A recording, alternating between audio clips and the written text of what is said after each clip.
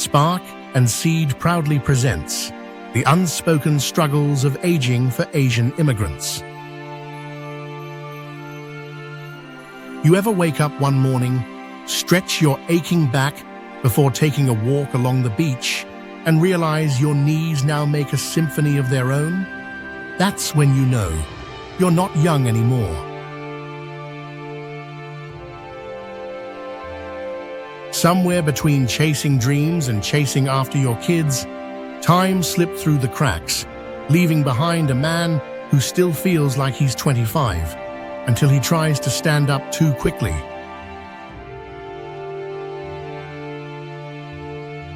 He never thought he would feel like a stranger in two places.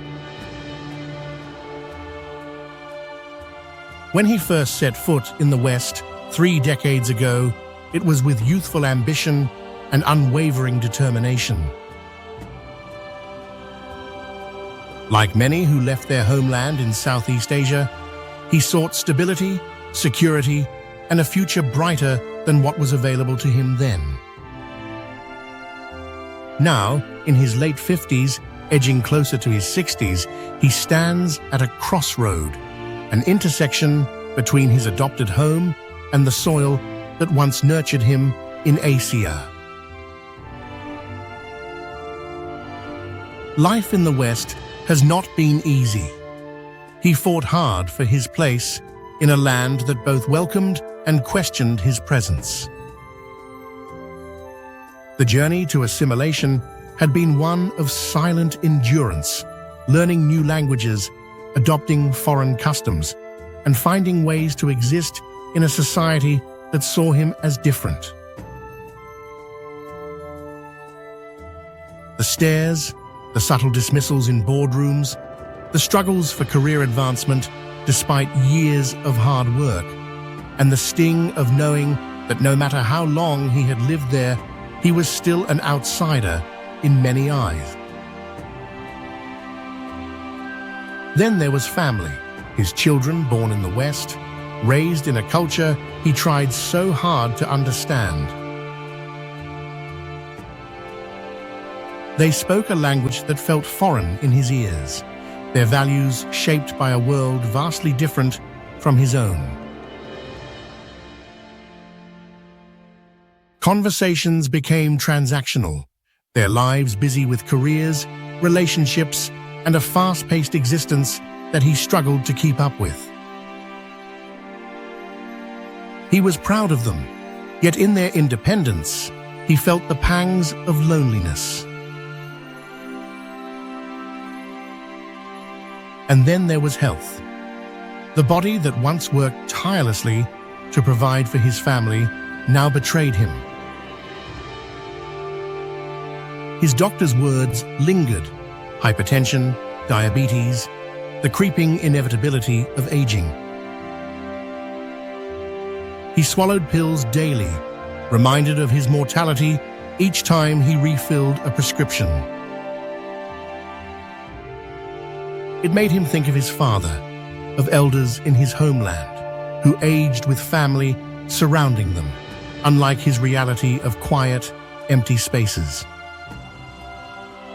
Every night he scrolled through images of his homeland, its golden temples, the morning bustle of wet markets, the humid air that carried familiar scents of street food and childhood memories.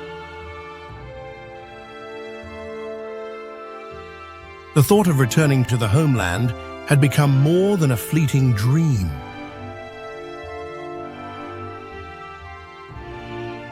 Homeland was an anchor, a longing to spend his remaining years where his roots still ran deep. His home, though modern, was filled with relics of his past. A framed painting of a rice field in golden hues hung above his fireplace, a reminder of the village where he once played as a child. On the kitchen counter sat a carved wooden elephant, its edges smoothed by years of handling, gifted by his grandmother before he left. In the hallway, a delicate silk tapestry from his homeland draped elegantly over a wooden rack, its intricate embroidery telling the story of his ancestors. These were the things that tethered him to his past, each object a whisper from a place that still felt like home. But reality was complicated. Would he truly fit in? Friends who had returned spoke of feeling like outsiders, their accents too Western, their mindsets too changed.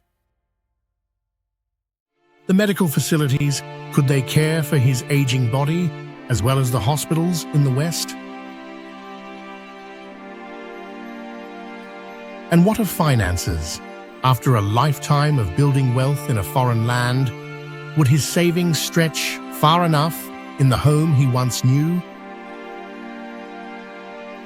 These dilemmas could drown a man in uncertainty, but he had learned something over the years: resilience. He had survived change before. He had built a life from scratch in an unfamiliar land. If there was anything age had taught him, it was that one must embrace both past and present. Find a way to live in the in-between. So he sought balance. He strengthened his ties with his grandchildren, not demanding their time, but offering his presence when they needed him. She found solace in community, bonding with other people who shared her experience, their conversations rich with understanding. Friday nights became poker nights with old friends, their laughter echoing through a dimly lit basement filled with stories of their youth. Karaoke sessions were held in living rooms, where voices cracked on old love ballads, but no one cared. Winters were long and isolating, the cold keeping him indoors more often than he liked. On those days, he missed the warmth of his homeland, not just the climate, but the constant presence of people. Back home, neighbors dropped by unannounced, community was strong, and someone was always around to share a meal. Here, schedules had to align, plans made weeks in advance. Even family outings required meticulous coordination, a stark contrast to the impromptu gatherings of his youth. And she planned, not in fear, but with purpose.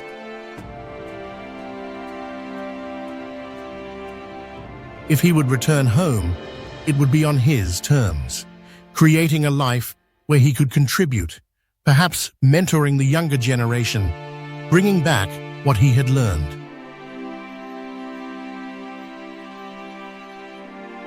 He could bridge worlds rather than choosing one over the other.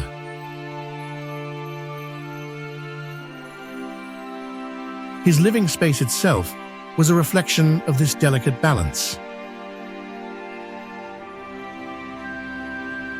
Among the sleek, minimalistic furniture of Western influence stood a bronze Buddha statue, a quiet sentinel of his heritage. A bookshelf held English novels alongside folktales from his childhood, bound in vibrant covers with gilded lettering. His dining table, a mix of contemporary design and traditional lacquered wood, was where he served both Western roasts and fragrant dishes that reminded him of his mother's cooking.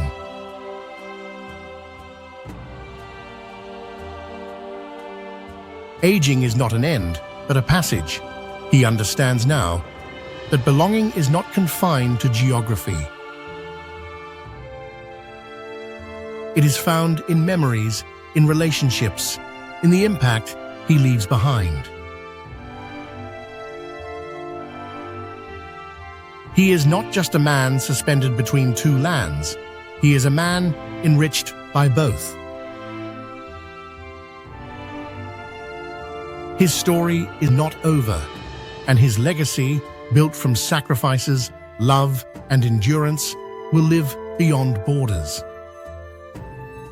As he steps forward, he does so with courage, hope, and the quiet confidence that wherever he stands, he belongs.